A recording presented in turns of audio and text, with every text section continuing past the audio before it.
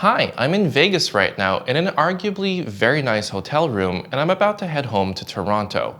Now, this was a work trip, so I could be headed home at the pointy end of a direct flight, but instead I chose to do the complete opposite, sitting in economy in a budget airline. My first flight today has me departing north out of Vegas towards the frozen ninth circle of hell we refer to as Calgary. From here, it's a couple hours huddled in the lounge trying not to lose my fingers to frostbite before getting on a 767 for my second leg to Toronto. This is my first time making a film about an economy airline, and so to do it justice, I of course have to fly in economy class. Now, I'm actually quite excited for this trip because Air Canada Rouge only operates about two types of jets, the Boeing 767 and the Airbus A320 family of jets, both of which they inherited from the Air Canada main fleet. And I'm excited because on today's itinerary, I'll be trying out both planes, so I would have covered their entire fleet so I wouldn't have to ever fly with them ever again. Sorry to interrupt, but during the making of this video, some unfortunate news broke out. And this doesn't really come as a surprise, but Air Canada Rouge is retiring all of its A319s and Boeing 767s, which just so happens to be the two types of planes that I took on this trip.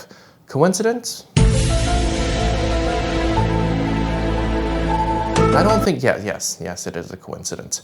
Anywho, due to these circumstances, this video is going to be more like a swan song than a regular vlog.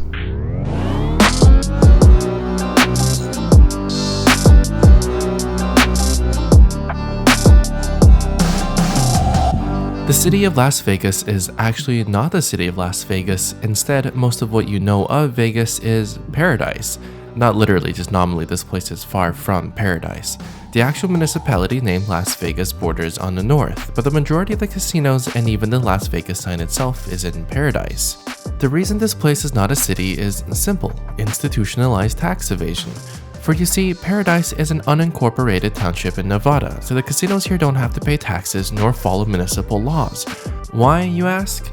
Well, because paying taxes and following laws would be decidedly un-American.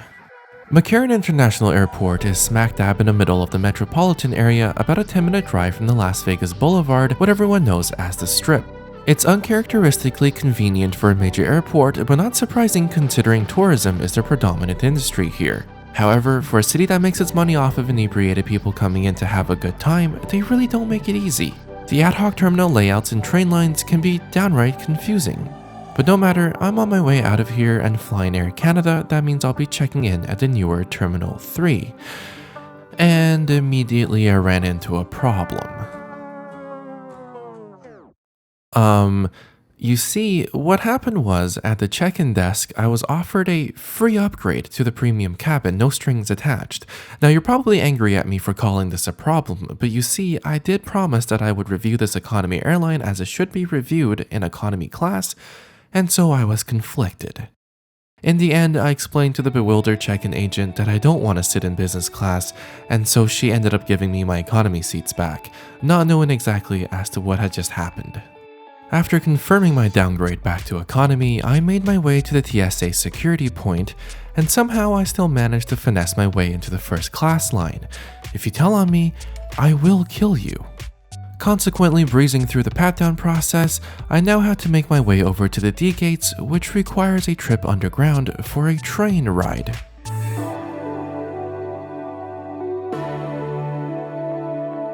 This airport does have 3 separate train lines, and it can get confusing, so make sure you consult your map and read the placards carefully. If you're like me and kinda dumb, you might get lost, just like I did.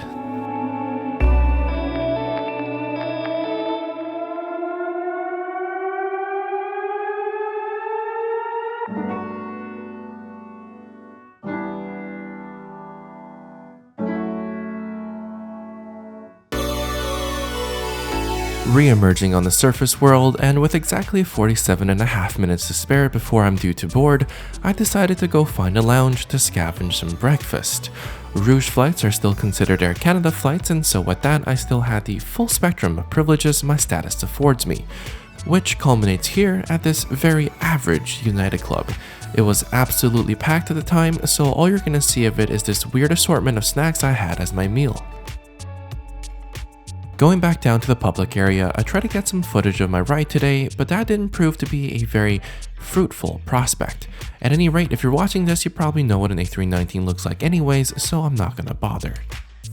The terminal itself is a little bit more interesting. If you've never been through this airport before, it might surprise you to see slot machines readily available on the concourse. But then again, this is Las Vegas, or Paradise, and the experience starts the moment you alight from your plane. Anyways, boarding for my flight soon commenced, starting with zones 1 and 2, and then 3 and so on. My altitude status once again meant that I got to board with the first group, and very quickly I found my seat, 12D.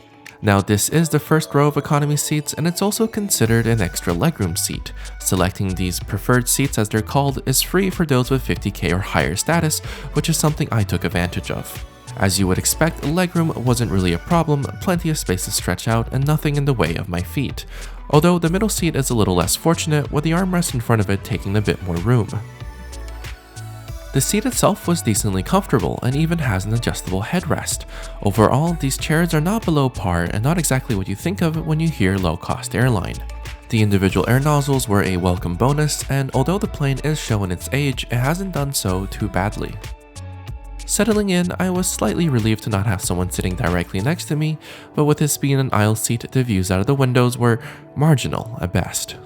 I'm not going to show you too much of this first flight, as I had trouble getting footage without being overly conspicuous. One of the reasons I haven't really made any economy films is because filming in economy while respecting others' privacy is a lot harder than it is in business class. Another reason is economy is just plain boring. There's not too much going on, and I know that sounds incredibly privileged, but it's the truth. Anyway, the rest of the comforts included a medium-sized table that comes out of the armrest, and if you're sitting in this seat specifically, you also get an extra blanket. Wi-Fi was available on this flight, which I took advantage of thanks to a monthly subscription. Otherwise, a full flight pass costs anywhere from $10 to $23 depending on the length of the flight. Data isn't capped, but it is throttled, although that's hardly noticeable. The onboard entertainment is also delivered through the Wi-Fi, and it is free. It simply works as a website you can go to on your laptop, or if you have the Air Canada app on your phone or iPad. The selection isn't as up-to-date as the ones in the built-in system, but choices are still considerably more abundant than WestJet's equivalent. Later on, the bar and snack service came around, and thanks once again to my status, I got some freebies, which in this case was a gin and tonic and a guacamole and stick thing, which usually costs $13 or something like that, I don't know. I wasn't really too hungry, so we'll have a proper look at the buy on board menu on the second flight. For now, it's the obligatory bathroom tour, at least you guys complain about it again in the comments. It's a standard Airbus bathroom back here. There's not too much to differentiate it from any other lavatory on these jets, although the yellow lighting does betray just how old this particular plane is. Anyways, here's a toilet, and here's a door, which I'm going to walk through now and go back to my seat while filming and trying to come up with some meta commentary. How do people find stuff to talk about in economy class? It's been 3 minutes and I'm already out of stuff to say. Returning to my seat, I watched a half-decent movie and really didn't have anything else to do, so for the sake of simplicity, let's just skip ahead to after we've landed. Awesome. Thank you so much. Have a great day. YYC, as it's called, is not a small airport despite not being on many people's radars. Get it? It's radar? Okay, I'll shut up. Just like the other major ones here in Canada, this terminal is split into a domestic, international, and transborder partition. This also meant that I had to make my way to the other side of the building. Calgary is also the little-known home of WestJet, and with an ever-growing fleet of them, it's easy to find your dreamliners here. I was actually supposed to take this aircraft to London on their inaugural service from Vancouver to Gatwick, but obviously that's not happening anymore, so we'll have to see what the future holds. Immigration was done with a computer that was, at the time, more concerned with whether or not I had cannabis than an infectious disease.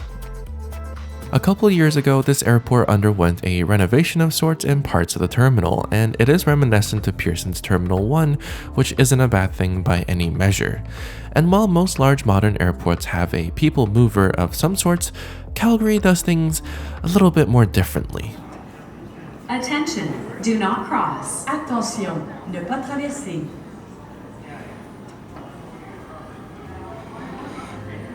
I am not kidding, these things running on dedicated paths are this airport's mass transit solution.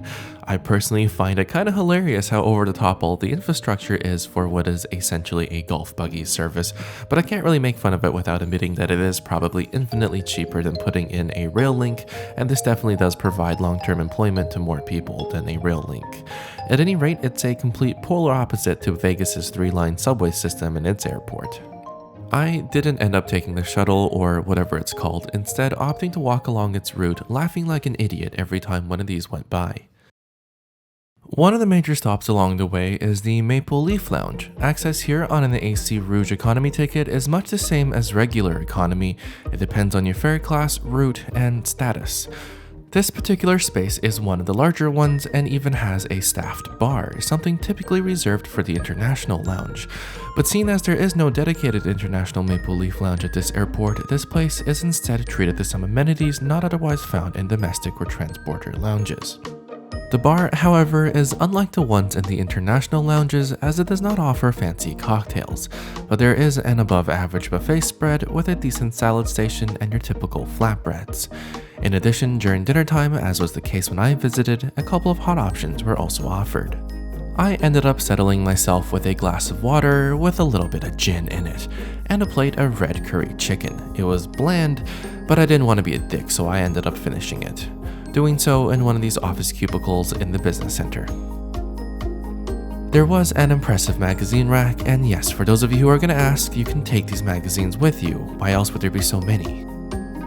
There were no shower suites, but the views are pretty good. Alright, it's time to move on to the next flight, and for that I continued along the path adjacent to the glorified golf cart highway. Out of the window, I happen upon the plane that will be taking me to Toronto.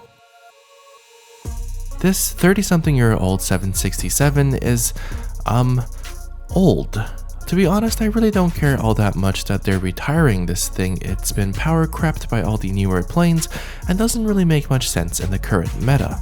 Personally, I also don't find it as the most attractive airplane.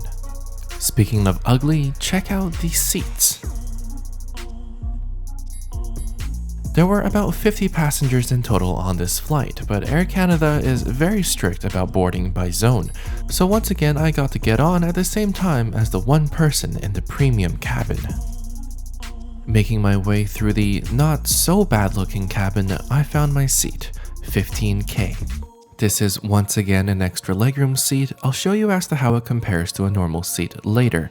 Not that it matters though, you won't be flying on this type of aircraft again with Rouge. However, these are almost the same seats as the ones on the A320 and 21 aircraft, so perhaps there is still some consumer advice value left in this film. Let's have a closer look at the seat itself. Legroom is easily not an issue in this extra legroom seat. I had plenty of space for my knees as well as feet. The one merit of not having a built-in IFE system since there are no IFE boxes to impede with your foot space. And here is how a normal seat compares. There is still enough room, but not nearly in the same generous quantities. Furthermore, I noticed that the seats in the middle row don't have nearly as much foot space as do the ones on the sides, and you do have to share 2 power outlets between the 3 seats. That's right, almost every seat has access to its own universal power outlet, a necessity to keep devices charged up in order to use the Wi-Fi entertainment system, something that is sadly lacking on the A319 and 20s. I'm talking about the power outlets, not the Wi-Fi. The tray table folds down and is exactly what you would expect. The armrest is home to a light and call button, and something that is easily missed is this USB charge port here at the front. I will also mention that the light in my seat didn't work. Oh, and there are no individual air nozzles. The armrests themselves do fold up all the way, but the seat had the same amount of recline as a park bench. The cables going to the little armrest control panel thing was also clearly visible on the seat in front of me, but at the very least it looks as if they take cable management seriously. My original seat didn't offer a very good window position, so I switched to one that did. And one final thing is the really ugly lights. I mean, this is what it looks like without color correction. Dilapidated is the word I would use to describe how the lighting made the cabin look. But on the bright side, this aircraft can probably see new life as a set of a budget horror film without much in the way of renovations. But thankfully, with the magic of S-Law color science, your eyeballs don't have to suffer the same trauma mine did. It didn't take long for the 50 or so passengers to settle in, so we were very quickly on our way.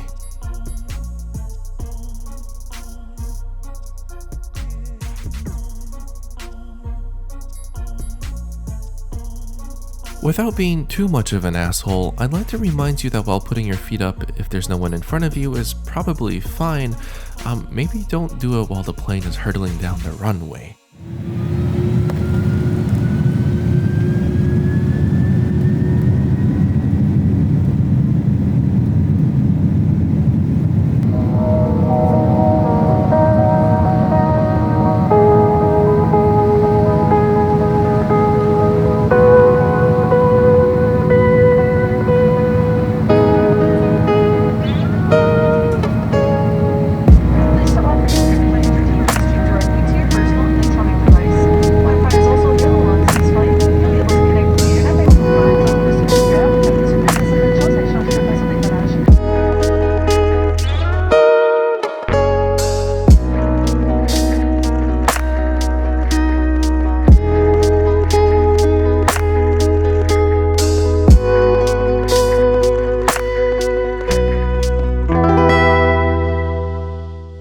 On frigid nights like this night, with very little humidity to get in the way, the hundreds of thousands of lights of a city, any city, are a beautiful reminder of just how much of an impact we have on an otherwise lightless landscape.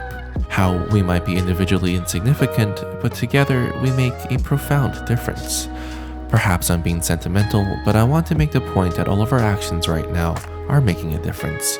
You might not be able to see that difference from where you are, but rest assured, for the people who it matters the most, they can. Alright, going back to the flight, with not much in the way of content, let's have a look at the in-flight magazine. One of the most interesting things for me, and I'm sure this is true for many people, is the route map. Air Canada has, in my personal experience, the most confusing route map aesthetic out there. It looks more like a railway network map than one for an airline. Just for nostalgia's sake, here's what the safety card looked like. I bet these are going for quite a bit right now on eBay. And finally, we have the onboard menu.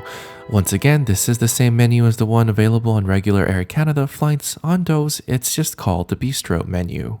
Air Canada Rouge does not offer free meals on continental economy flights with the exception of Hawaii, so on flights longer than 2.5 hours, you get these buy on board options.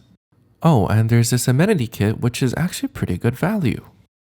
I went for the meal tray, which is essentially just a business class meal. These are made pretty fresh and served hot. At around $15 after tax, they're a pretty good deal in my opinion. This particular dish, I don't actually remember what it was. Whatever it was, the rice was a little overdone and some bits were hard to eat. Otherwise, the chicken was not too dry and the sauce was good. After sorting out the food, I found myself in the bathroom, not only to satisfy those of you with an unhealthy curiosity with airplane lavatories, but also to satisfy the products of my own intestinal peristalsis.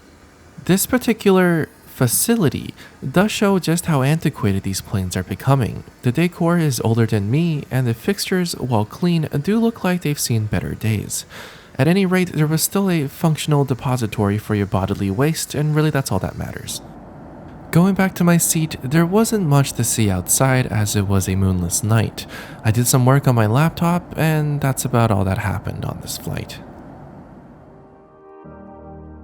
Air Canada Rouge is not really an LCC or a low-cost carrier. It's more of an alibi for them to provide lower quality service to its passengers and pay these non-unionized cabin crew and pilots less than their main fleet counterparts, all while breathing new life into these baby boomers of aircraft. And while what I said is kinda brutal, the fact is, it's not a bad airline. It's actually far from it. There's a more than adequate amount of legroom, a decent buy-on-board menu, and as passengers, you do get to enjoy the customer service and amenities of the parent airline given your fare class or status grants you those privileges. I do want to mention that the cabin crew were, as most cabin crew are in Canada, engaging, friendly, and enthusiastic. They are on a whole younger than the crew serving on the legacy fleet, and with that, they bring more energy and spirit. Very suitable for the holiday makers who constitute the bulk of their passengers. The choices for entertainment are also definitely above average, but going forwards, only one layout of the A321 will have power outlets at every seat, so make sure your devices are juiced up before your flight. On that note, I do want to address the fact that Air Canada Rouge just lost a significant portion of its fleet, ostensibly reduced to flying just the A320s and 21s. Another thing to think about is that on routes served by both Rouge and regular AC flights, their prices are often the same, giving very little reason to pick Rouge over the newer AC main fleet planes. On the subject of aircraft, while the Airbus fleet are doing alright in terms of their age, the 767s really are on their last leg. Renovations and retrofits would make very little business or financial sense, especially in the current market. So these planes really have no home outside of being sold off as freighters or to be salvaged as scrap. As to what the future holds, I don't know. But remember that Air Transat is now owned by Air Canada, and with the former's fleet of A330s and re-engined A320s, there will be hope yet for a reinvigorated leisure brand. If and when that comes, I hope that they retain the cheerfulness and vibrancy that the crew bring to the airline. I didn't really have any high expectations going on these Rouge flights, but as a leisure airline, they are definitely more comfortable than the others I've been on. And as an economy product, it holds itself well against the competition.